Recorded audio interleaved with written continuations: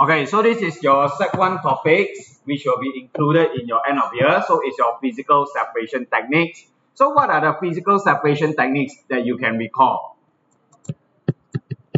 Very good. There's filtration, distillation, evaporation to dryness. What else? Sorry. That one is actually your evaporation to dryness, right? So there is also magnetic separation.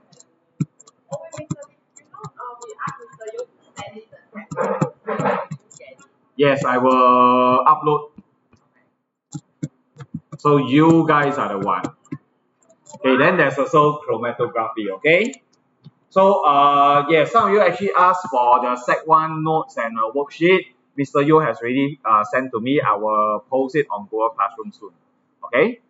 So these are the 5 separation techniques that you need to know. So let's start with the question 1, bearing all this in mind. We have a mixture of sugar and sand.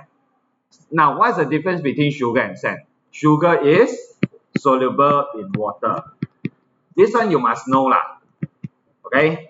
So of course the first step is to dissolve it in water so that at least the sugar dissolve, and then after that the sand remains as a solid.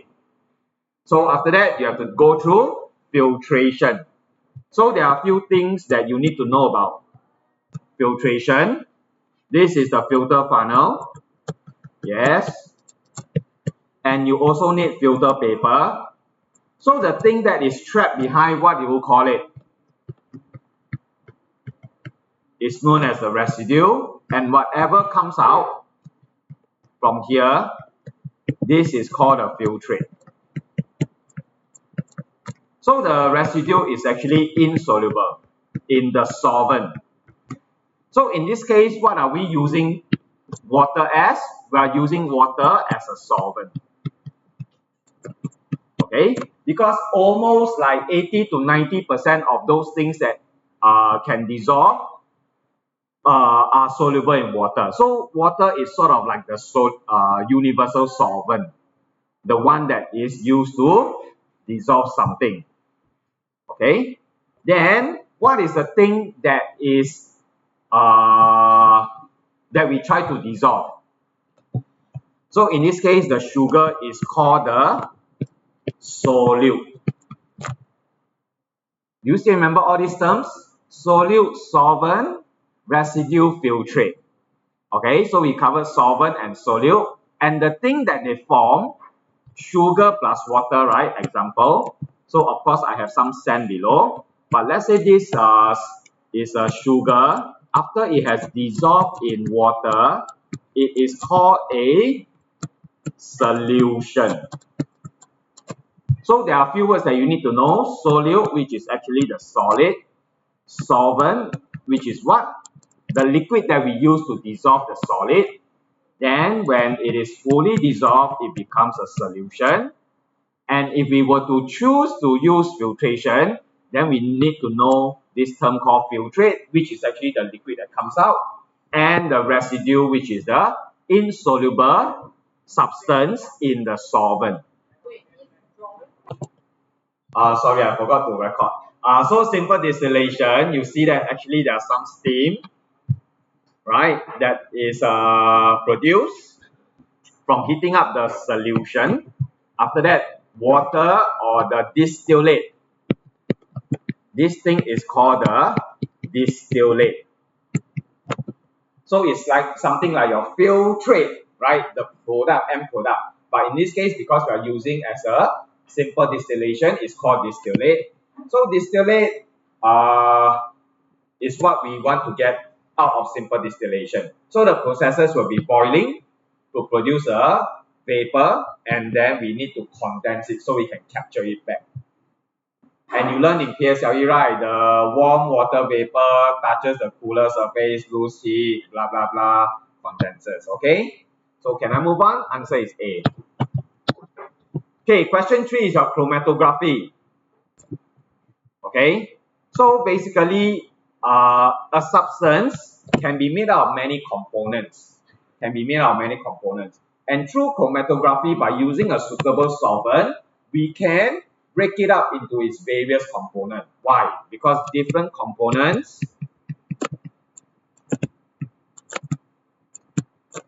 have different solubility. Okay? So those that are the most soluble will climb the highest. Those that are at the bottom near this pencil line will be the least soluble. So I have a way to separate it. Okay.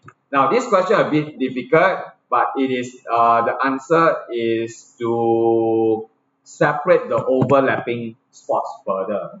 Basically, you turn it 90 degrees around and you use a different solvent, so I will not see an overlap. Okay. So instead of using it at the same orientation. Okay, when will they use chromatography? When you see things like dealing with food, right? When you see things like drugs, police officer want to catch this person, they will get him to do a urine test. Because the drug stays in the system, the urine will show traces of the drugs. So they do a chromatography. Then if they match to the original drug sample, then they know, oh, then this guy is taking drug. Later there will be a question I will illustrate more. Okay, so answer is D. But okay. Next, what is calcium carbonate? We don't really know, right? But we know that it is insoluble in water. They tell us. While sodium chloride is soluble in water, a mixture of calcium carbonate and sodium chloride is separated using filtration. So in this case, you need to know what is the filtrate and what is the residue. Remember, residue is the one that doesn't dissolve, captured in the filter paper. So this is my residue. It is the one that doesn't dissolve. What comes out is the filtrate. Okay, it's a filtrate. Therefore, this filtrate will be sodium chloride, and the one that is captured, it is calcium carbonate. Residue is insoluble. So imagine both things are soluble in water. Can you use filtration? Cannot, right? Then my filter paper catch nothing. Yes? Okay, so that is the working principle behind filtration. So the filtrate is sodium chloride and the residue is calcium carbonate. Okay. So answer is B. Simple. Actually, the answers are all behind. So if you really want to capture notes, you should be drawing all this. Because these things will not be shown in the answer. This thing helps you to understand why the answer is like that. This is the explanation. Okay. We cannot let you all copy for too long. You can go back and watch this video. Right? I'm recording it. Okay. So this in places near the sea where temperatures are high, seawater is allowed to flow into large pans. And you know seawater contains a lot of salt, right? So what is the method in which the salt is obtained? It is by evaporation. Why they make the salt pan so big? It is to increase the surface area. Correct? You know this. Then you see what I mean? A food scientist suspect that an illegal additive. So this, when you read, comes to mind chromatography. Okay? So if you see things like police, drugs, all this, right? Then by usually it is about chromatography. Okay, what is the best way? So it is to use chromatography. Investigate the components. Some of you may have forgotten chromatography. So example, this is my drug sample. Okay, my drug sample or my food sample, or can even be dye, or can even be food. Okay, I put it here. So it will create some components, different component. Then now somebody say, I want to check on this person. Okay, did he take this drug or is the dye that is harmful found in this? So this is the sample. Okay, this is the drug sample. This is the suspected sample. How do I know that this suspected sample is harmful or not? So I do chromatography. So I get things like this and this. Can I assume that this person took drugs? Can or cannot? Any points that are corresponding?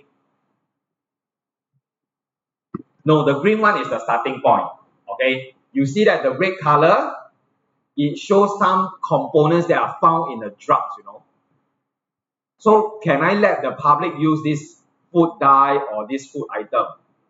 I wouldn't. So in your exam, you need to have a ruler. You put it here side by side and then you compare. You see this purple one is above the black color one, so they are not exactly the same component.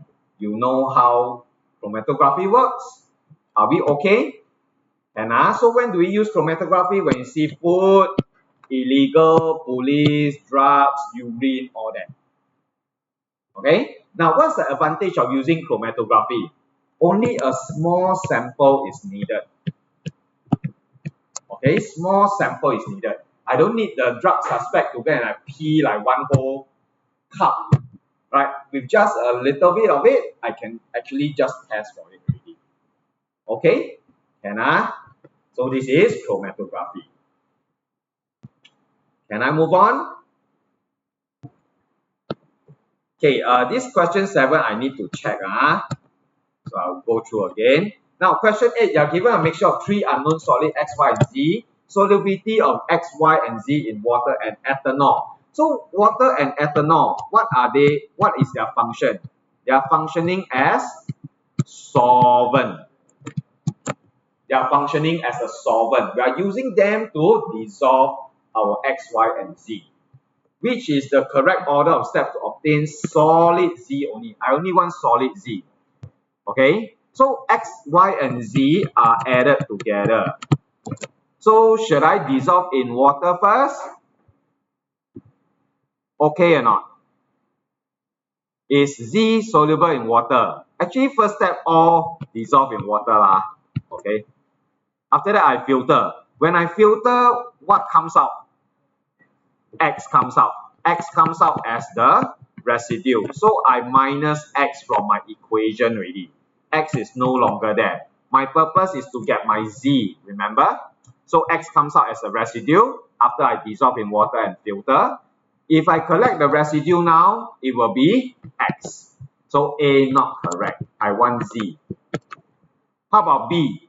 Dissolve in water, filter, all have filter. Dissolve residue in ethanol.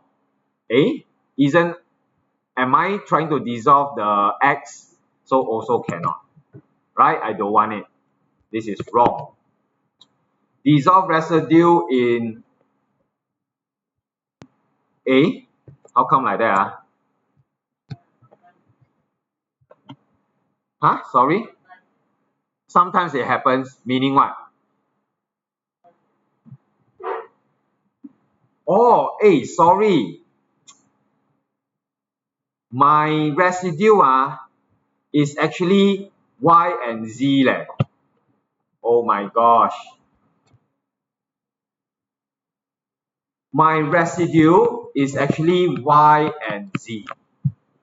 Because Y and Z is not soluble in water. Very sorry. So your class, at least you all know to watch until this part, I made a mistake. Okay. So my residue is actually Y and Z. That's why all filter. And then I should dissolve my residue in ethanol. Okay. And when I filter, do you see that Y and Z, one of them is soluble in ethanol.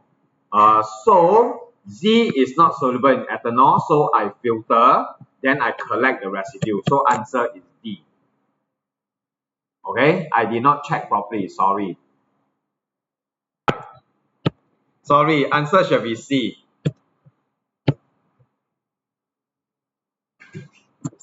My bad. Okay. Number 7, I need to let you all know. I forgot about chromatography also. I need to check the chemistry teacher. Okay, question A, okay, Okay, substance Q is insoluble in water. Q melts at 62 and boils at 120. Which method will be suitable for separating Q? Oh, substance Q is insoluble in water, melts at 62 degrees and boils at 120 degrees, okay? Which one will be a suitable method? Answer is D, because it is not soluble in water. Okay, what is distillation? Distillation basically is to separate two liquids with different boiling points. Which one will we collect first? The one with the lower boiling point or the one with the higher boiling point? The one with the lower, right? Because as you are boiling, as you are heating up the solution, right? The mixture, yeah. So let's say this thing boils at 100 degrees. This thing boils at 120. So the one that boils off at the lower temperature will come out first because we reach the lower temperature first. Yeah, okay, can. Now, both evaporation and boiling changes a liquid to the gaseous form. What is left behind when a mixture of the liquid and the soluble solid undergoes evaporation? The solvent is completely evaporated. Now, again, in order to solve this question, you must know what is solute, solvent, solution, right? Only the solute is left behind. Okay, so answer is D. Can I move on? Okay. Chromatography. Okay, a mixture of dyes. Which of the dyes are present in S? So you take your ruler, you draw, you find that it is B and C. Okay, so you need a ruler. And the teachers will try to make it obvious one. They won't like put it so close. Suggest why S is not used as food coloring. Because it contains dye C, which is harmful, right? Dye C is harmful and substance S contains dye C. Because it contains dye C. But actually from part A, we can take it that you know that it is found in S already. Okay? Now, dye D is made of 3 substances. Explain why dye D did not separate into its 3 substances and state what changes can be made in order for separation to occur. Okay, so the answer says dye D is not soluble in water. Okay, change the solvent to ethanol. If not, you just say change to another different solvent. Because if D doesn't dissolve in water, we must find some other liquid that it dissolves in. Okay? Then at the same time, that food sample, right? We must also use the different solvent to make it a fair test. So are we okay? So this is chromatography. Now can we go to question 2? Okay, question 2. This is actually a simple distillation. Why do I keep saying distillation? Simple distillation. Okay, but something is missing. What is the apparatus? We need a condenser, right? We need a condenser. So actually this is called a Liebig condenser. But condenser will be sufficient. Okay, describe how the apparatus drawn in part A can be used for the above setup. As the name suggests, it makes the vapor condense, right? Because how do you capture gas? Quite difficult, right? Some gas, it is colorless. You can't see. So you take plastic bag, try and capture, but some may still escape. So the best way is I condense it. change it from gaseous state to liquid state. Okay, then I can collect it in a flask. So this is a condenser. Cold water from the tap enters the condenser and continuously flow down. So this water that actually comes in do not mix with the vapor. They don't come into contact. There is still the glass separating them. But the cold water will make the vapor condense. Right? It will lose heat to the cold water and then it will condense into droplets. So this cools down the vapor and condenses the vapor into liquid to be collected. Okay? So you may want to memorize this because this is the function of it. Then next question, during the process of separation, at which point W, X, Y or Z is a temperature 100 degrees. This is where we put the thermometer. We don't insert directly inside because the boiling may not be the same temperature throughout the liquid. But the one that the one that turns into vapor must be fixed temperature. So we capture it here, we put the thermometer here. Okay, so we put it at Y, and then after that, why do we have boiling chips? It is to ensure smooth boiling. Again, this is something that you want to memorize. If teachers run out of marks, they may just set this as a 1 mark question. Right? You all must think.